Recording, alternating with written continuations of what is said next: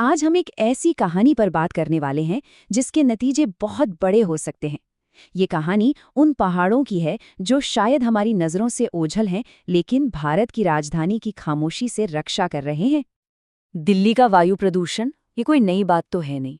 हर साल दुनिया के सबसे प्रदूषित शहरों की लिस्ट में इसका नाम सबसे ऊपर होता है। अंतर्राष्ट्रीय मीडिया में ये तस्वीरें अब आम हो चुकी हैं, जहां इंडिया गेट धुंध में लिपटा नजर आता है। ये एक खतरनाक हकीकत है। पर प्रदूषण की इस जानी पहचानी कहानी में अब एक नया और शायद सबसे खतरनाक मोड़ आ गया है। क्या होगा अगर दिल्ली को बचाने वाला आखिरी प्राकृतिक कवच, उसकी आखिरी ढाल, खुद ही गायब होने की कगार पर हो? तो कौन है इस कहानी का हीरो? ये है अरावली पर्वत श्रृंखला। और ये सिर्फ पत्थर और मिट्टी का ढेर नहीं है। ये भारत की सबसे पुरानी पर्वतमालाओं में से एक है, एक जीता जागता इतिहास।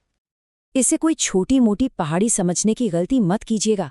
ये लगभग 692 किलोमीटर लंबी एक कुदरती दीवार है जो गुजरात से शुरू होकर राजस्थान और हरियाणा से गुजरती हुई सीधा दिल्ली तक पहुंचती है। अरावली सिर्फ एक पहाड़ नहीं, ये एक बॉडीगार्ड है। ये पश्चिम से आने वाली थार रेगिस्तान की धूल भरी आंधियों को रोकता है।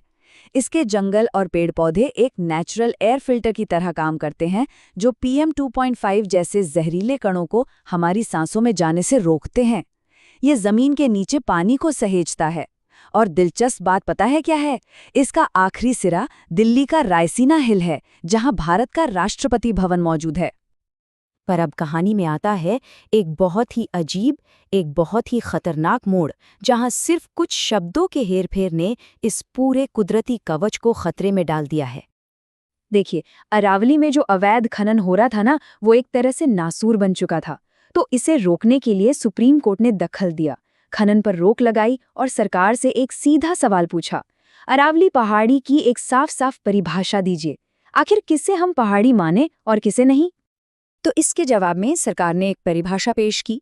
इसके मुताबिक कोई भी पहाड़ी जिसकी ऊंचाई अपने आसपास के इलाके से 100 मीटर या उससे ज्यादा हो, बस उसे ही अरावली पहाड़ी माना जाएगा। 100 मीटर मतलब करीब 325 फीट। सुनने में तो ये बिल्कुल ठीक लगता है ना, एक वाजिब शर्त लगती है। पर यहीं इन्हीं सीधे साधे शब्दों में एक बहुत बड़ा खेल छिपा है, एक ऐसी खामी जो सब कुछ बदल देती है। तो वो खेल क्या है, समझिए। पूरी दुनिया में जब भी किसी पहाड़ की ऊंचाई नापते हैं तो उसका एक स्टैंडर्ड तरीका होता है, मीन सी लेवल, यानी समुद्र तल से नापना। क्यों? क्योंकि एक फिक्स्ड पॉइंट है जो हर जगह एक जैसा रहता है। लेकिन इस नई परिभाषा में समुद्र तल की जगह एक गोलमोल शब्द डाल दिया गया, आसपास का क्षेत्र। अब ये आसपास का क्षेत्र क्या है? पहाड़ के ठीक नीचे की जमीन या 10 किलोमीटर दूर का मैदान? ये कौन तय करेगा? यही अस्पष्टता, यही कन्फ्यूजन इसका सबसे बड़ा लूपहोल है। इस एक छोटे से शब्द के बदलने का नतीजा, यकीन मानिए, वो चौंकाने वाला है। चलिए देखते हैं कि इसका असर कितना विनाशकारी हो सकता है। 90%। ये आंकड़ा अपने आप में बहुत कुछ कह जाता है। इसका सीधा सीधा मतलब ये है कि अरावली की 90% पहाड़ियां अब लीगली पहाड़ी ही नहीं रहीं। उन्हें अब कानून की तरफ से कोई सुरक्षा नहीं मिलेगी। वो अब बस जमीन का एक टुकड़ा है। इस चार्ट को देखिए, स्थिति की गंभीरता साफ नजर आ जाएगी।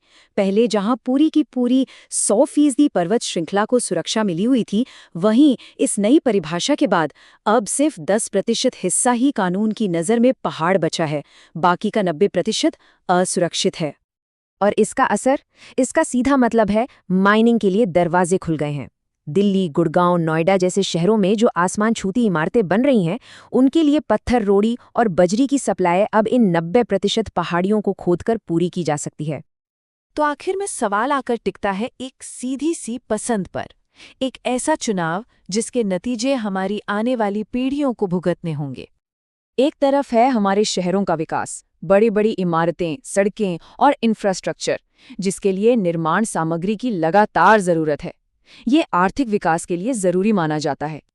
और दूसरी तरफ है वो कुदरती दीवार जो लाखों लोगों को जहरीली हवा और बढ़ते रेगिस्तान से बचाती है। तो चुनाव किसके बीच है? कुछ वक्त के आर्थिक फायदे या फिर लाखों लोगों की सेहत और हमारे भविष्य की सुरक्षा? तो ये सवाल हम सबको मिलकर सोचना होगा कि जब कोई पहाड़ गायब होता है तो उसकी जगह क्या लेता है? क्या सिर्फ खाली जमीन, या फिर धूल, धुआं और एक ऐसा भविष्य जिसे शायद हम में से कोई भी नहीं चाहेगा।